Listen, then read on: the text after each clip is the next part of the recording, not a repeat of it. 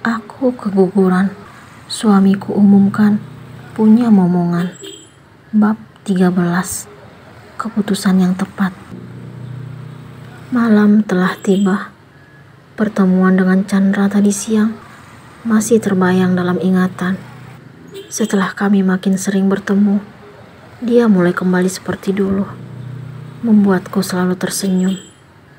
Aku juga bahagia karena keluargaku akhirnya tiba di rumah kakek dan nenek sejak tadi sore. Mereka berkumpul di ruang TV setelah kami selesai menikmati makan malam bersama. Sementara aku mengambil posisi bersantai di depan teras sambil menikmati indahnya malam. Cahaya bulan malam ini membuat hatiku merasa lebih tenang. Teman masa kecilku kini mampu memberikan warna baru yang selalu membuat jantungku berdegup lebih kencang. Aku menyadari status sebagai istri Mas Arif, tetapi hati mengatakan kalau saat ini lebih bahagia jika memikirkan hal-hal tentang cinta pertamaku. Jatuh cinta itu berjuta rasanya. Itu yang sedang kualami sekarang. Aku kembali memiliki perasaan lebih terhadap laki-laki lain saat masih resmi memiliki suami.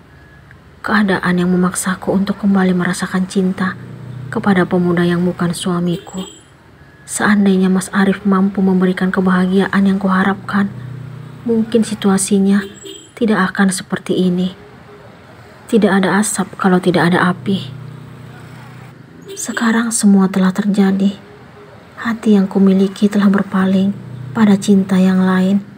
Walaupun kenyataannya perasaan itu masih ada sedikit untuk Mas Arif. Mungkin rasa itu hanya sebagai pengingat bahwa kami masih berstatus sebagai suami istri. Jika memang perpisahan merupakan jalan yang harus ditempuh dalam hubunganku bersama Mas Arif, aku pasrah dan akan terima dengan lapang dada.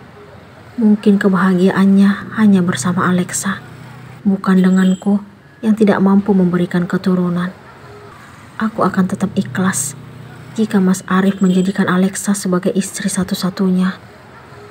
Mungkin mereka sudah ditakdirkan untuk bersatu mengarungi kehidupan rumah tangga yang diimpikan. Al, dipanggil papa tuh. Kak Radit menghampiriku ke depan teras. Iya kak, jawabku. Lalu kami berdua beranjak menuju ruang TV. Aku memilih duduk di samping mama dengan perasaan harap-harap cemas. Apakah keluarga akan membicarakan tentang hubunganku dengan Mas Arif? Semua telah berkumpul. Hanya Kak Ayu dan anaknya yang tidak berada di ruangan ini. Mereka memilih masuk kamar tempatku tidur dalam minggu terakhir ini. Kita sudah berkumpul di sini. Tujuannya untuk membicarakan tentang kelanjutan hubungan Aliyah dengan suaminya. Papa mulai membuka pembicaraan. Sebaiknya kita serahkan pada Aliyah. Kakek menimpali. Bagaimana keputusan kamu sayang? Tanya mama sambil membelai rambut panjangku. Terus terang, Aliyah udah capek mah. Aku mengatakan apa yang kurasakan. Menurut kakak sih, sebaiknya kamu pisah aja dari laki-laki itu. Kakak gak terima kalau kamu harus hidup menderita dengannya. Kak Radit membuka suara dengan wajah memerah. Gak akan ada yang terima jika Aliyah disakiti seperti itu, Dit. Nenek turut memberikan pendapat. Jadi, keputusan kamu serius ingin berpisah dengan suamimu? Tanya papa melihat ke arahku. Iya, Pak. Aliyah udah yakin. Aku memberikan jawaban yang sesuai dengan kata hatiku. Kakek juga setuju. Ucap kakek semangat. Nenek juga. Nenek memberikan jawaban yang sama dengan kakek. Mama hanya ingin yang terbaik untukmu sayang. Mama mendaratkan ciuman di dahiku. Baiklah. Jika keputusan Aliyah ingin berpisah dengan suaminya, besok pagi kita kembali ke kota dan langsung menemui Arif. Dia harus tahu secepatnya niat Aliyah. Papa akhirnya mengungkapkan apa yang membuat hati ini makin tenang. Iya, Pak. Aliyah setuju. Aku mengembangkan senyum di depan keluargaku. Mungkin ini jalan yang terbaik untukmu, nak. Anggap aja dia bukan jodohmu. Kakek meyakinkanku. Hasil perbincangan keluarga telah diputuskan bahwa pernikahanku dan Mas Arif tidak dapat dipertahankan lagi. Jalan terbaik adalah berpisah.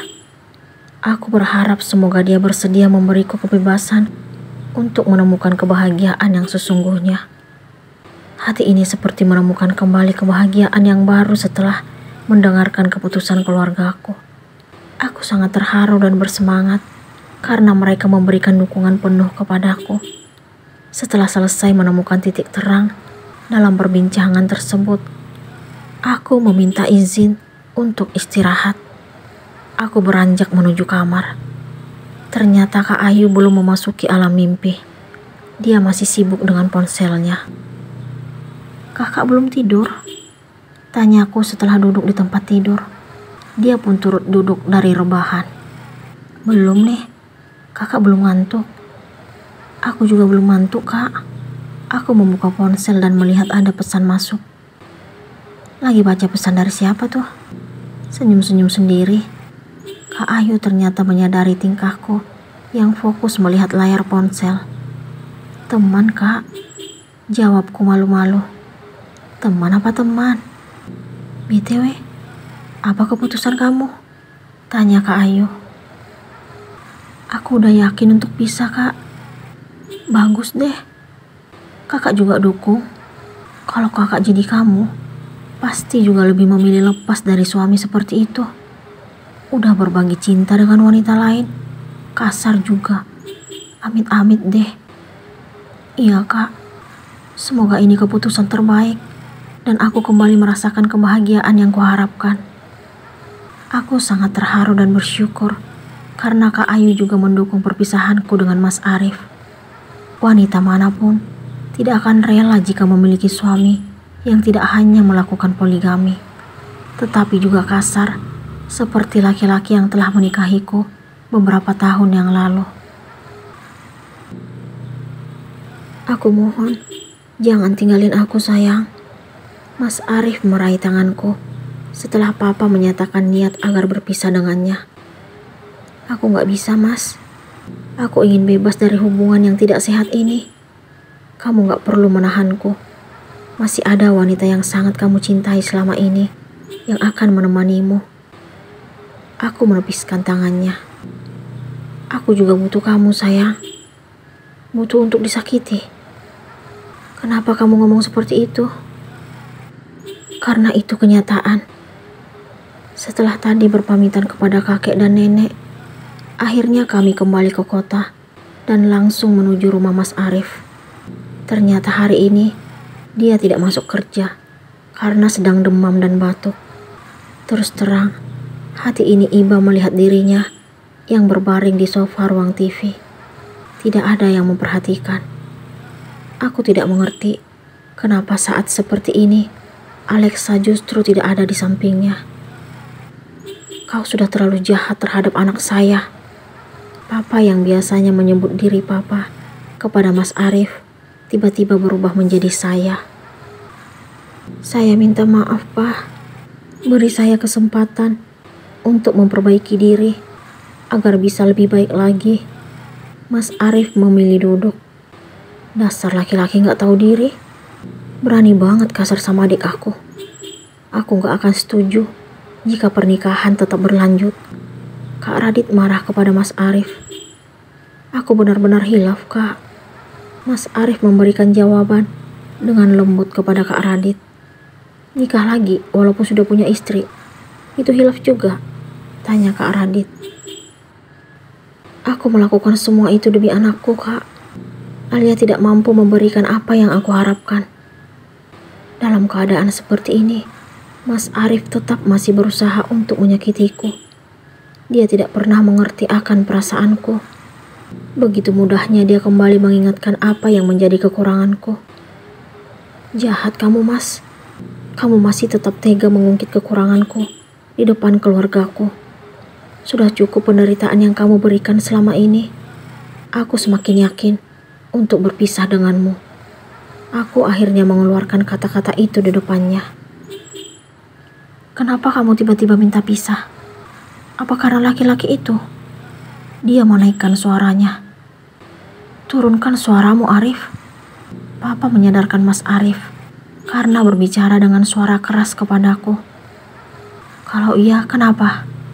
Aku justru makin memberanikan diri. Dasar munafik. Dia menuduhku. Terserah kamu mau bilang apa. Aku udah gak peduli. Ayo, kita pergi dari rumah ini. Aku mengajak keluargaku keluar dari rumah Mas Arif. Aku gak akan pernah melepaskanmu.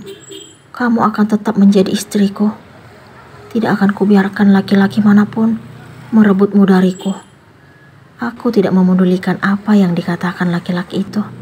Kami tetap melangkah lalu keluar. Apa maksud dari ucapan Arif, Al? Laki-laki siapa yang dia maksud? Tanya Kak Radit setelah kami di halaman rumah Mas Arif. Bukan siapa-siapa, Kak. Aku masih berusaha merahasiakan teman masa laluku dari keluarga. Hanya kakek dan nenek yang tahu.